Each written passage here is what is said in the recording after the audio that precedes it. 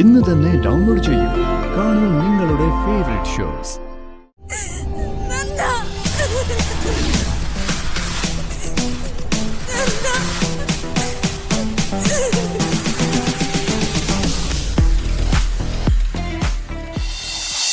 അതൊന്നും എനിക്കറിയില്ല. അതിനെക്കുറിച്ചൊന്നും ഞാനിപ്പോ ചിന്തിക്കുന്നുമില്ല. സന്ധ്യ, ഞാൻ പറയുന്നൊന്ന് കേൾക്ക്. ഇനി ഇതിൽ നിന്ന് എനിക്കൊരു തിരിച്ചുപോക്കില്ല. ഞാനെല്ലാം തീരുമാനിച്ചുറപ്പിച്ചിട്ടാ വന്നത്. ഇതാണ് തീരുമാനം എന്ന് അറിഞ്ഞിരുന്നെങ്കിൽ ഞാൻ നന്ദന്റെ കൂടെ വരില്ലായിരുന്നു. ഒരുമിച്ച് ക്ഷേത്രത്തിൽ പോയി തൊഴാനെന്നല്ലേ നന്ദൻ എന്നോട് പറഞ്ഞത്. താലി കെട്ടാനാണെന്ന് നന്ദൻ എന്നോട് പറഞ്ഞോ? ആദ്യമേ അത് പറഞ്ഞാൽ സന്ധ്യ വരില്ലെന്ന് എനിക്കറിയാം. അതുകൊണ്ടാണ് ഞാൻ പറയാതിരുന്നത്. ഇപ്പോഴും അത് തന്നെയാണ് എന്റെ നിലപാട്. ഇതിൽ ഞാൻ സമ്മതിക്കില്ല. നന്ദന്റെ ഉള്ളിലെ വിഷമം എനിക്കറിയാം. പക്ഷെ അച്ഛന്റെ മുൻപിൽ എനിക്ക് തെറ്റുകാരിയായിട്ട് ചെന്ന് നിൽക്കാൻ പറ്റില്ല. മക്കളെക്കാൾ കൂടുതൽ എന്നെ സ്നേഹിച്ച മനുഷ്യനാ അച്ഛൻ. എനിക്ക് വേണ്ടതെല്ലാം തന്നു.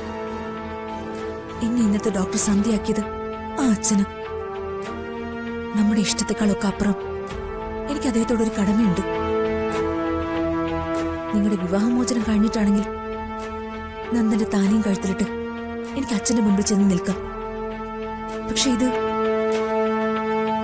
ഇതെങ്ങനെ പറ്റും?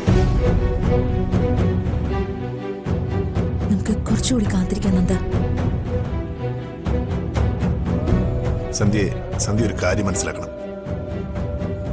ഞാൻ ക്ഷമയുടെ അങ്ങേയറ്റത്ത് നിൽക്കുക.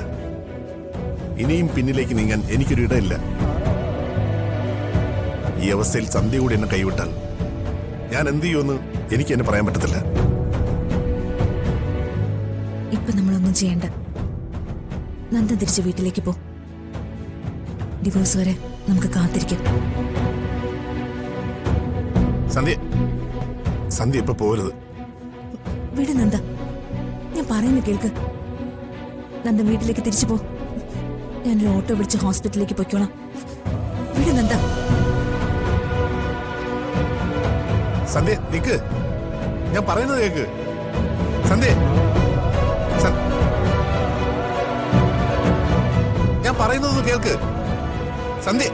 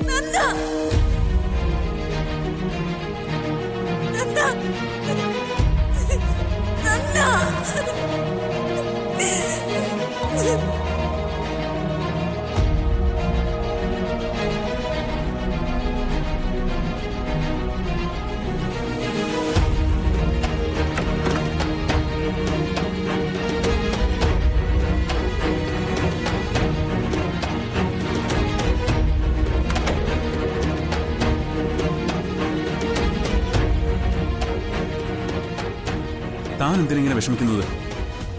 ആരെങ്കിലും എന്തെങ്കിലും പറഞ്ഞു എന്ന് വെച്ച് അതൊക്കെ സത്യമാവണമെന്നുണ്ടോ?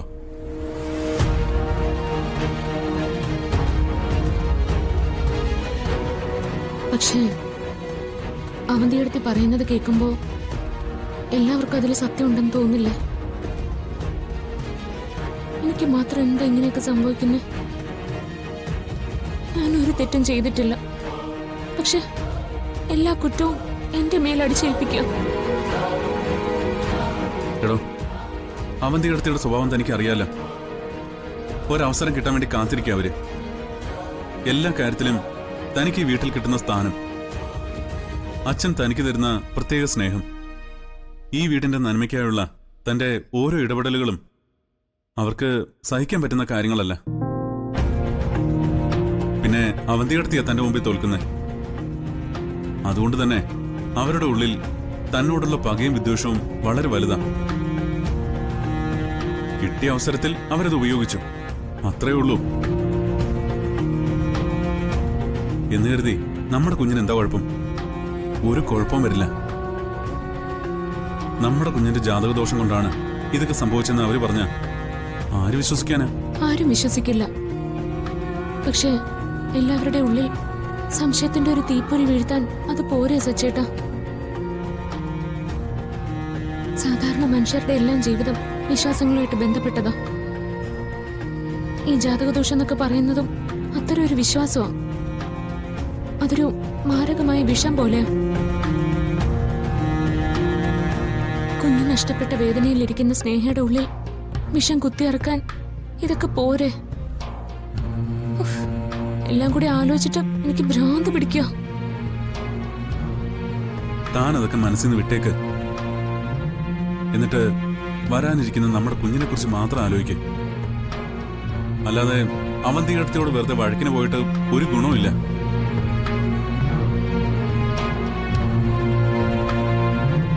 എടോ, വെളുത്തതെല്ലാം പാലല്ലെന്ന് പറയുന്ന പോലെ നമ്മളൊന്നും കരുതുന്ന പോലല്ല അവരെന്ന് നമുക്കറിയാം. നെഗറ്റീവ് എനർജിയുടെ കൂടാരമാണ് ആ സ്ത്രീ. അവരോട് സംസാരിച്ചാൽ പോലും നമ്മൾ നെഗറ്റീവ് ആവും. എടോ, താനെന്തിനിങ്ങനെ സങ്കടപ്പെടുന്നേ? തൻ്റെ കൂടെ ഞാനില്ലേ?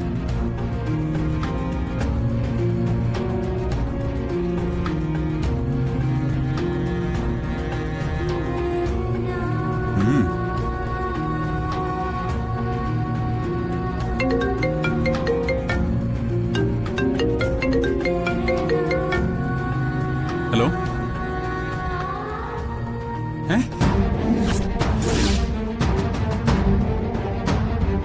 താനെന്തേ പറയുന്നേ? സത്യമാണോ?